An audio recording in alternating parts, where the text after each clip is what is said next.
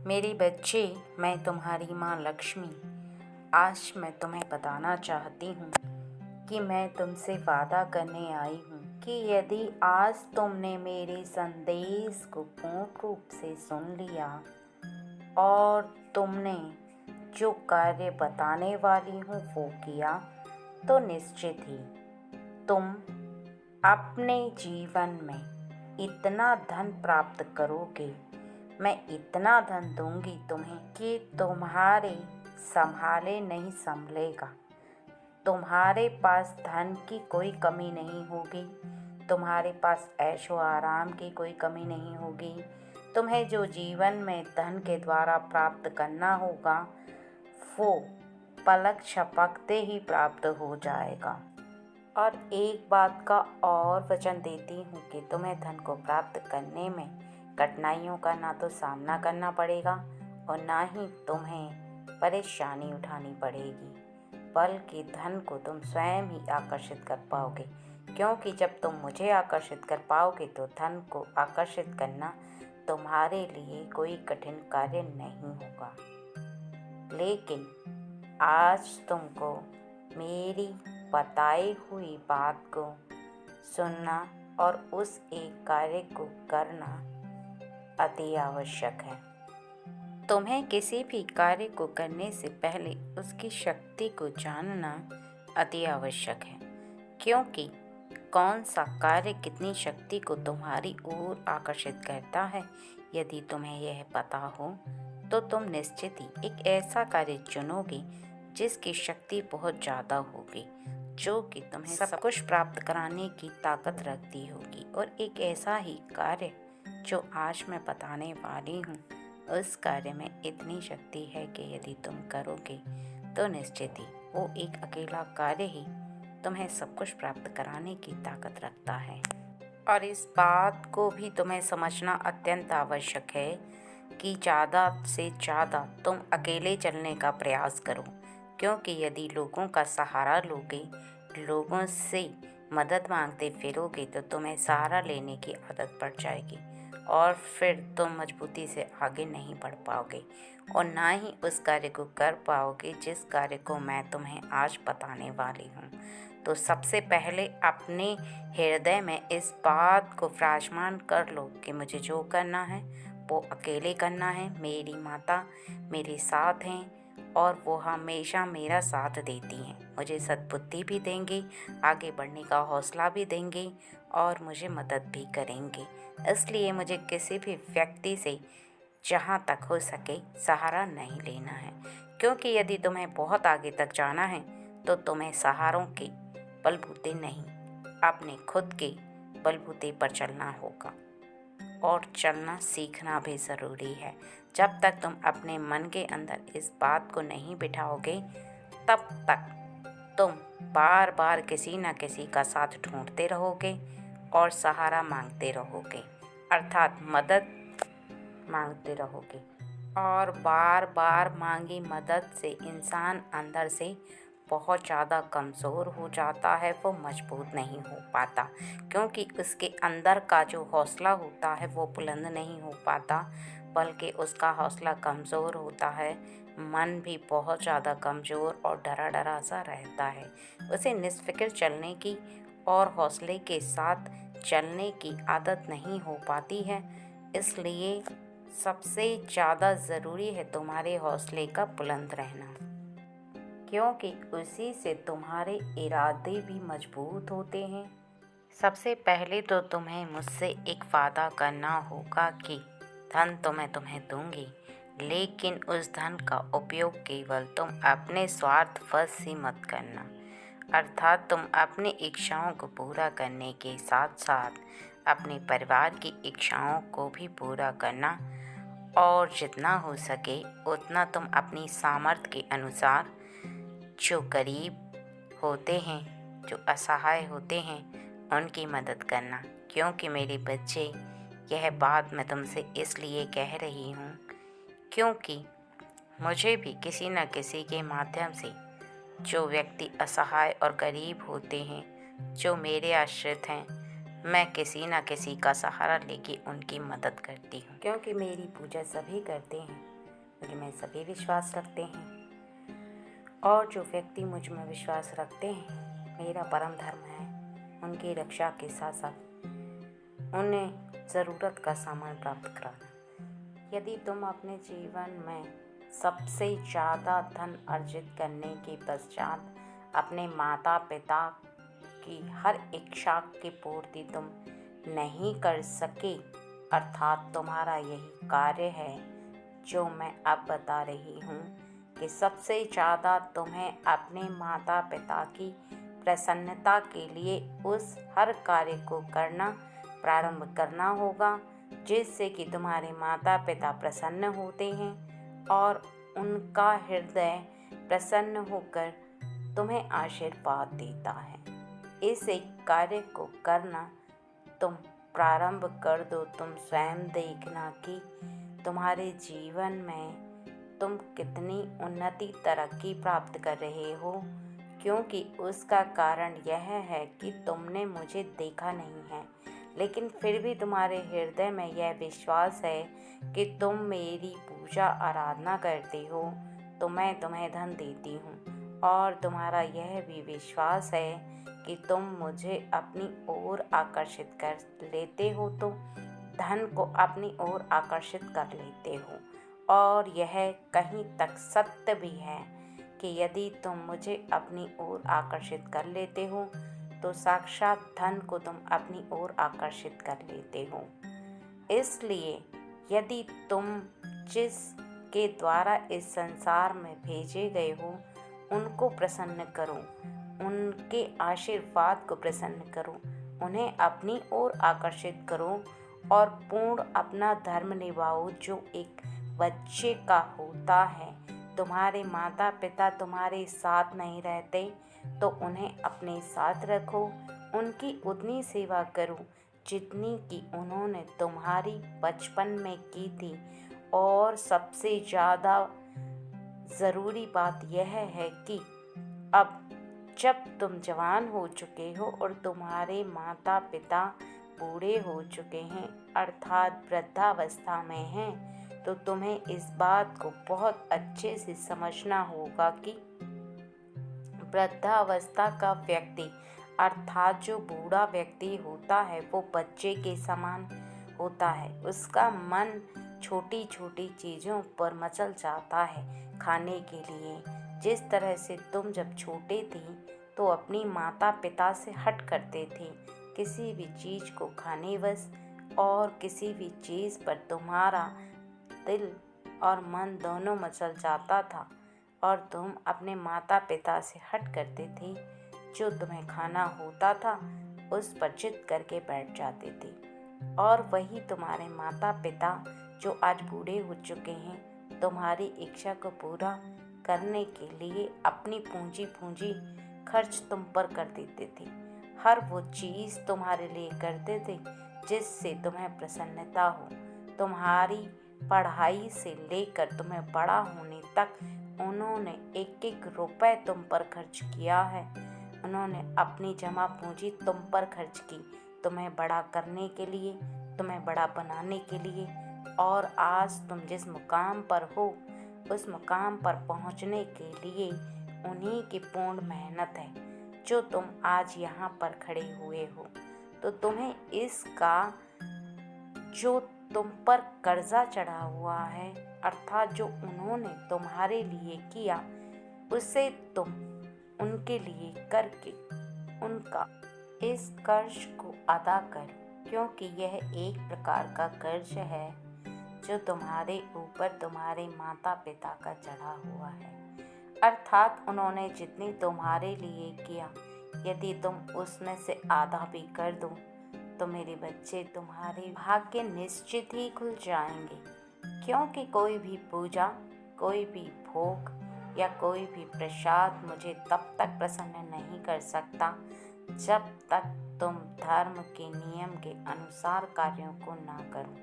क्योंकि एक तरफ तुम मेरी पूजा करो, मुझसे प्रार्थना करो, मुझ में पूर्ण विश्वास रखो, जब जब मेरा दिन आए तुम प्रसन्नता मग्न उन कार्यों को करते हो जिनसे मैं बहुत ज़्यादा प्रसन्न हो जाती हूँ।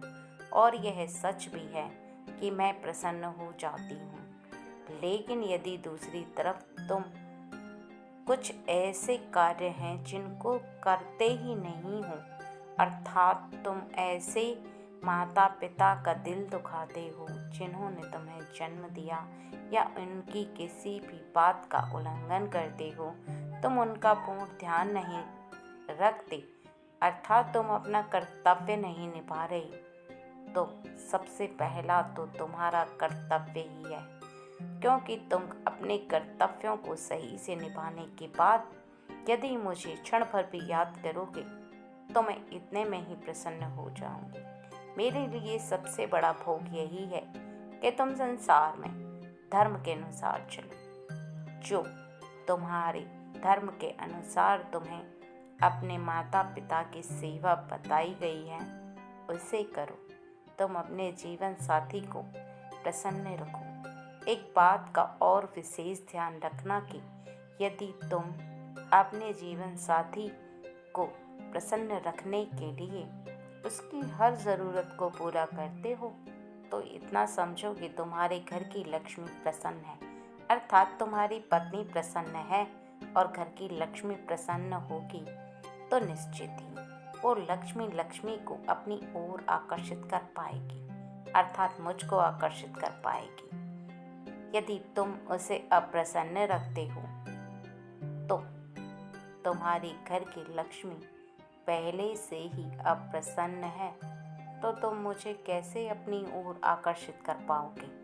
और इसके साथ साथ एक बात को बहुत अच्छे से समझ लो कि धन को अपनी ओर आकर्षित करना या बहुत ज़्यादा खुशियों को प्राप्त करना या संसार में कोई भी ऐसी चीज़ को प्राप्त करना जो बहुत बड़ी मात्रा में हो या कोई बहुत बड़ा मुकाम हासिल करना हो, तो केवल उस व्यक्ति को ही प्राप्त हो पाता है जो व्यक्ति सबका ख्याल रखता है, अर्थात जो सबका ख्याल रखता है उसे ईश्वर की शक्ति केवल अकेला इतना बड़ा बनाती है जितने बड़े कि तुम बनकर दूसरों का भी ख्याल रख सकते हो। और यदि तुम इतना बड़ा बनने के पश्चात सबका ख्याल रखते हो और रख पाओगे तो मैं तुमसे वादा करती हूँ कि मैं तुम्हें इतना धन दूंगी कि तुम संभाल भी नहीं पाओगे। लेकिन तुम भी इतना याद रखो कि तुम संभालने के साथ साथ सभी व्यक्तियों को, अर्थात जो व्यक्ति तुम्हारे सामने आए और करीब असहाय हो उसे तुम अवश्य ही सहारा दोगे। वादा करो कि तुम कभी किसी गरीब को अनदेखा नहीं करोगे। वादा करो कि तुम अपने माता पिता को कभी भी दुख नहीं दोगे या उनकी कोई भी ऐसी इच्छा जिसे वह पूर्ण होता देखना चाहते हैं तुम उसे अवश्य पूर्ण करोगे, अर्थात उन्हें कहीं ऐसी तीर्थ यात्रा पर लेकर जाओगे जहाँ पर जाने से उनके मन को शांति मिलती है या उन्हें जो भी चाहिए होगा वो तुम दिल पाओगे। तुम वो सभी कार्य करोगे जिससे उनको प्रसन्नता होती है। वादा करो कि कभी भी अपने माता पिता की आंखों में आंसू नहीं आने दोगे। तुम उन्हें वो हर खुशी दोगे जिसके लिए वो काफ़ी समय से तरस रहे हैं, क्योंकि जीवन में बड़ा होना तो शायद आसान हो लेकिन बड़कपन निभाना बहुत मुश्किल है। सबका ख्याल रखना बहुत मुश्किल है। खुद को प्राप्त करना या खुद को प्राप्त कराना किसी चीज़ के लिए भले ही आसान हो सकता है, लेकिन खुद के पास हुई चीज़ को दूसरों को देना बहुत ज़्यादा कठिन हो जाता है। तब कठिन होता है जब तुम्हारे हाथों से कोई चीज़ दूसरे के हाथों में जाती है। कहीं ऐसा तो नहीं कि मैं तुम्हें दे दूं और तुम किसी दूसरे को देते समय अपने हृदय में कष्ट को उत्पन्न करो। अपने हाथों को खींच लो, किसी की सहायता ही ना करो या दुखी इंसान को देखकर अनदेखा करो। ऐसा कई बार होता है क्योंकि मैंने बहुत बच्चों को देखा है, जब मैं उन्हें देती हूँ तो वो इस बात को भूल जाते हैं कि उन्हें भी तो किसी ने दिया है, तो क्या वो अपने से नीचों की सहायता नहीं कर सकते? जो गरीब हैं, जो लाचार हैं, बेबस हैं, जिनकी सामर्थ्य नहीं है कुछ कर गुजरने की, वो इस बात को नहीं सोचते कि जब उन्हें मैंने इतना बड़ा बनाया है तो उन्हें वो बड़प्पन दिखाना चाहिए। उन्हें लोगों की सहायता करनी चाहिए, उन्हें लोगों की मदद करनी चाहिए। ऐसा करने से वो कोई छोटे नहीं हो जाएंगे, गरीब नहीं हो जाएंगे। ठीक उसी प्रकार जो नदी बहती रहती है उसका पानी साफ रहता है, और जो पानी रुक जाता है वो मैला होने लगता है। देने से ना तो किसी पेड़ के पत्ते कम होते हैं और ना ही किसी इंसान के पास धन की कोई कमी होती है। अगर बहुत ज़्यादा धन प्राप्त करना चाहते हो तो बहना सीखो, अर्थात दूसरों को देना सीखो। स्वयं मैं तुम्हें धन दूंगी और धन से इतना परिपूर्ण बना दूंगी कि तुम स्वयं पीछे मुड़कर देखोगे तो तुम्हें खुद भी यकीन नहीं हो पाएगा कि तुम कहाँ थे और कहाँ आ गए हो। यह बातें कोई साधारण बातें नहीं हैं। इन बातों को हंसी में बिल्कुल भी मत उड़ा देना। जो कह रही हूँ वह सत्य है, और इन बातों को यकीन करके ही अपने जीवन में केवल एक बार उतार कर देखो। एक बार मेरी बात का विश्वास तो करो, तुम्हें यकीन हो जाएगा कि जो मैं कह रही हूँ वो सत्य है। 100% सत्य बात पर यकीन करना थोड़ा तो कठिन है, लेकिन नामुमकिन नहीं। जैसे जैसे तुम अपने हृदय से इस बात पर यकीन करते जाओगे, और आज से बल्कि अभी से तुम अपनी सामर्थ्य के अनुसार जो कहा है वो करके तो देखो, तुम्हें इसका असर स्वयं अपने जीवन में दिखाई देने लगेगा। इसका असर तुम्हारे जीवन में खरा उतरने लगेगा। तुम्हें दिखने लगेगा कि तुम्हारी आमदनी लगातार बढ़ रही है। तुम स्वयं देख पाओगे कि तुम्हारी माँ ने जो कहा था वो बिल्कुल सत्य कहा था। तुमसे कोई मजाक नहीं किया था। मेरे बच्चे, जीवन में उदार हृदय वाला बनना सीखो, कठोर हृदय वाला नहीं। क्योंकि जो दूसरों को देखकर अपने हृदय में दया की भावना रखता है वो ईश्वर के हृदय का भी उदार बन जाता है, अर्थात ईश्वर का हृदय भी उसके लिए उदार बनता है, और ईश्वर के हाथ हमेशा उसे देने के लिए देते रहते हैं, कभी रुकते नहीं हैं। क्योंकि उसका कारण यही होता है, जैसे जैसे वो दूसरों की तरफ हाथ बढ़ाता है, ब्रह्मांड की वो शक्ति और ईश्वर की वो शक्ति उसकी ओर हाथ बढ़ाती चली जाती है।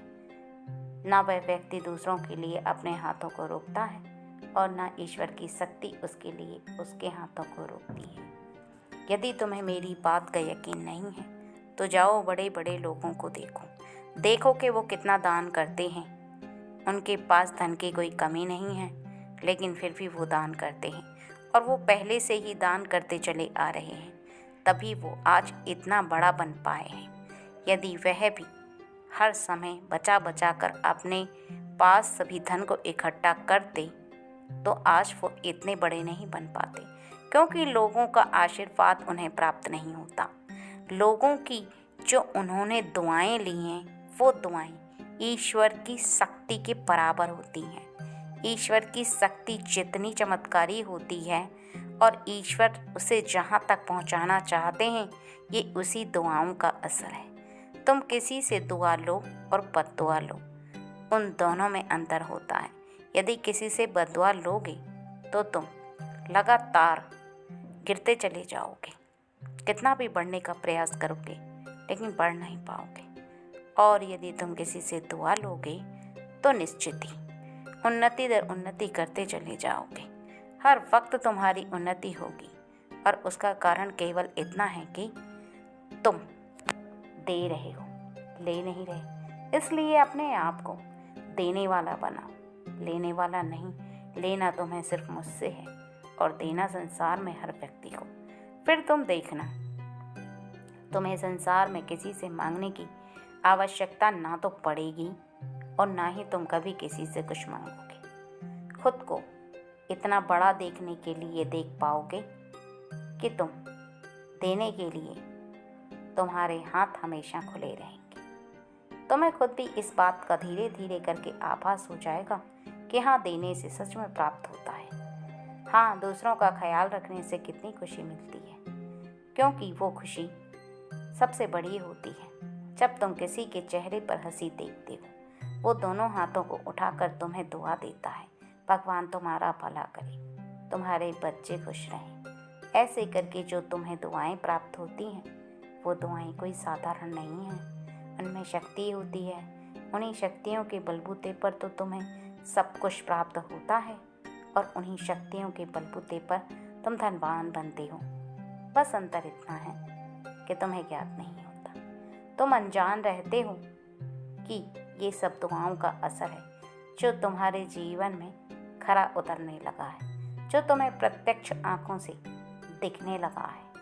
वही दुआओं का असर है, और इन्हीं दुआओं के असर का अंजाम होता है कि तुम धीरे धीरे करके इतनी बड़ी ऊंचाइयों को छूने लगते हो कि तुम्हें खुद भी आभास नहीं होता। यदि तुम इन दुआओं का असर जानो तो इतना जान लो कि ईश्वर की शक्ति तुम्हें जितनी चमत्कारी दिखती है उतनी चमत्कारी है। तुम्हारे देखने के नज़रिए पर निर्भर करता है। यदि तुम साधारण समझोगे तो साधारण है, और इन्हीं दुआओं को ईश्वर की शक्ति समझोगे तो यही ईश्वर की शक्ति है। क्योंकि हर व्यक्ति के हृदय में मैं स्वयं विराजमान हूँ, और जिन दुआओं का असर तुम अपने जीवन में प्रत्यक्ष देखते हो, उसका अर्थ यह होता है कि किसी भी व्यक्ति के हृदय में विराजमान होकर उसी व्यक्ति के द्वारा मैं तुम्हें दुआ देती हूँ। क्योंकि जब तुम किसी के लिए अच्छा करते हो तो हर व्यक्ति के अंदर जो कि मैं विराजमान हूँ, मैं प्रसन्न हो जाती हूँ, और उसी व्यक्ति के द्वारा तुम्हें दुआ देकर फिर ब्रह्मांड की शक्ति के द्वारा तुम्हें वो प्राप्त कराती हूँ जो कि तुम्हें प्राप्त करने का पूर्ण अधिकार है, जिसके योग्य तुम बन जाते हो। क्योंकि खुद तुम्हारे अंदर इतनी गुणवत्ता आ जाती है जो तुम किसी भी चीज़ को प्राप्त करने की योग्य बनते हो। यही तो चक्र है मेरे बच्चे, तुम्हारे कर्मों का चक्र। जिस चक्र में तुम चलते रहते हो, उसी चक्र से सब कुछ प्राप्त भी करते हो और सब कुछ गवा भी देते हो। चक्र सीधा चलेगा तो सब कुछ प्राप्त करते जाओगे, और चक्र उल्टा चलेगा तो सब कुछ खोते चले जाओगे। सब कुछ प्राप्त करने का अर्थ केवल इतना है कि तुम जब भी किसी कार्य को करते हो और तुम आशीर्वाद को इकट्ठा करते हो, दुआओं को इकट्ठा करते हो, तो ये चक्र सीधी तरफ से चलता है और तुम्हें वो सभी चीज़ें प्राप्त होती चली जाती हैं जिनको प्राप्त करने की योग्य तुम हो चुके हो। क्योंकि ये योग्यता तुमने ही तो उत्पन्न की है। तुमने खुद को योग्य बनाया है उस चीज़ की जो चीज़ तुम्हें प्राप्त हो जानी चाहिए, उस बात के लिए जो तुम खुद के लिए खुद करते हो। तुम जैसा जैसा करते जाते हो वैसा वैसा तुम्हें प्राप्त होता जाता है। जैसा जैसा तुम अपने हाथों को रोकते जाते हो, तुम स्वयं भी बहुत सारी चीज़ों से वंचित रह जाते हो। संसार में, ब्रह्मांड में और हर शक्ति का यही नियम है। तुम आंखें खोल के देखोगे तो तुम्हें स्वयं प्रत्यक्ष दिखाई देगा। जो व्यक्ति किसी को देता है उसे प्राप्त होता है। जो किसी को देने के लिए अपने मन को रोक लेता है, ईश्वर की शक्ति उसके लिए अपने हाथों को रोक लेती है। और तुम धन को प्राप्त करने के लिए भले ही कितने भी उपाय करोगे, कितने भी टोटके करोगे, लेकिन जब तक कर्मों को सही नहीं करोगे तब तक तुम धनवान नहीं बन सकते। तुम मेहनत करोगे, मेहनत के बलबूते पर धन इकट्ठा कर लोगे, यह सत्य है।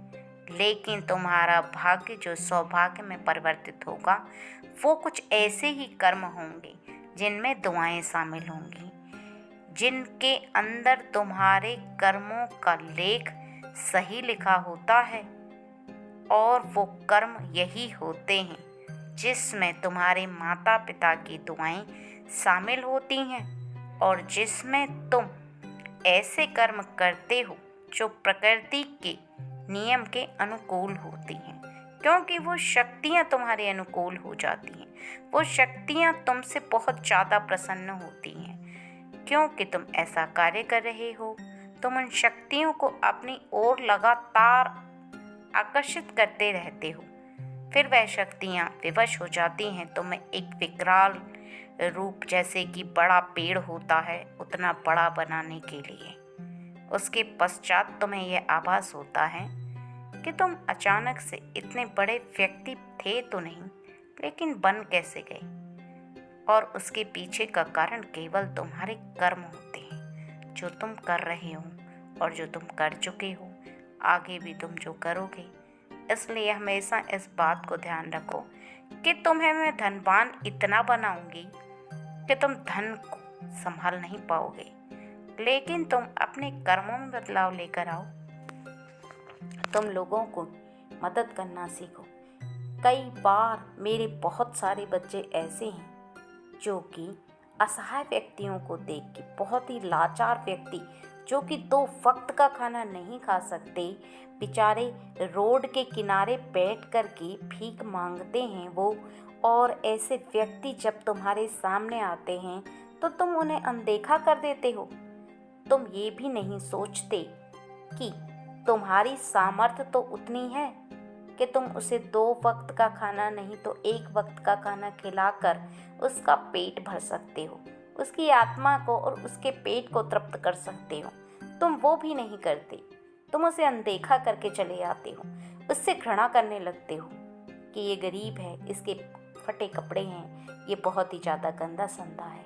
लेकिन कभी इस बात को सोचा है कि वो कितना गरीब है, उसके पास 2 वक्त का खाना नहीं है और तुम एक सामान्यता बहुत आराम से जीवन को जी रहे हो। तुम्हें तुम्हारी सुख सुविधा का लगभग सभी सामान प्राप्त हो रहा है। 2 वक्त का खाने के साथ साथ तुम्हारे पास एक अच्छा घर है, एक अच्छी जिंदगी है, एक अच्छी लाइफस्टाइल है। क्या कभी सोची है तुमने यह बात कि जो उस व्यक्ति के पास 2 वक्त की रोटी नहीं है, तो तुम अपनी सामर्थ्य के अनुसार उसे 1 वक्त का खाना खिला दोगे तो वो उसके बदले तुम्हें कितनी दुआएं देगा। वो दुआएं तो मेरी शक्तियां प्राप्त कराएंगी, वो दुआएं तो तुम्हें मेरी ओर आकर्षित करेंगी। आज तक नहीं सोची थी तो कोई बात नहीं है, आज से सोचना प्रारंभ कर दो। मैं वादा करती हूँ तुमसे कि मैं तुम्हें इतना बड़ा धनवान व्यक्ति बनाऊंगी कि तुम धन को रखने की जगह सोचोगे कि मैं कहाँ रखूं धन को। तुम कर्म करो तो सही, फिर देखो मैं तुम्हारे पास आती हूँ कि नहीं। मेरी बच्ची, जो बातें आज मैंने तुम्हें समझाई हैं और बताई हैं, यदि तुम विस्तार से उन बातों को समझ चुके हो तो इस बात को भी समझ लो कि आज से जब से तुम्हें यह संदेश प्राप्त हो और सुनने के पश्चात तुम जब इस बात पर विश्वास करने लगो जो मैंने कहा है, तब से तुम इन बातों को अपने जीवन में उतारना प्रारंभ कर दो। क्योंकि जब तुम अपने जीवन में इन बातों को उतारना प्रारंभ करोगे, तभी तुम्हें इसका असर अपने जीवन में देखने के लिए मिलेगा। क्योंकि किसी भी बात को अपनाने से और उस बात पर विश्वास रखने से ही उसका असर जीवन में दिखाई देता है। केवल सुनने से, कानों में जाने से किसी भी बात का असर ना तो तुम्हें तुम्हारे जीवन में देखने के लिए मिलेगा और ना ही जो मैंने कहा है कि मैं तुम्हें धन से परिपूर्ण बना दूंगी वो हो पाएगा। उसके लिए तो तुम्हें जो कार्य बताएं उनको प्रारंभ करना भी होगा और उस पर विस्तार से विचार करना होगा। क्योंकि यदि तुम किसी भी कार्य को बिना मन से करोगे तो तुम ज़्यादा समय तक कर नहीं पाओगे और थक कर तुम वापस अपने कदमों को मोड़ दोगे। इसलिए तुम सबसे पहले पूर्ण रूप से विचार करो और उसके पश्चात ही कार्यों को करना प्रारंभ करो और धीरे धीरे करके अपने अंदर परिवर्तन लेकर आओ। तभी तुम्हारे जीवन में जो मैंने कहा है वो तुम प्रत्यक्ष खुली आंखों से देख पाओगे और तुम्हारे जीवन में होगा भी वैसा ही जैसा मैंने बताया है, क्योंकि हर क्षण हर पल मैं तुम्हारे साथ हूँ। सदा खुश रहो।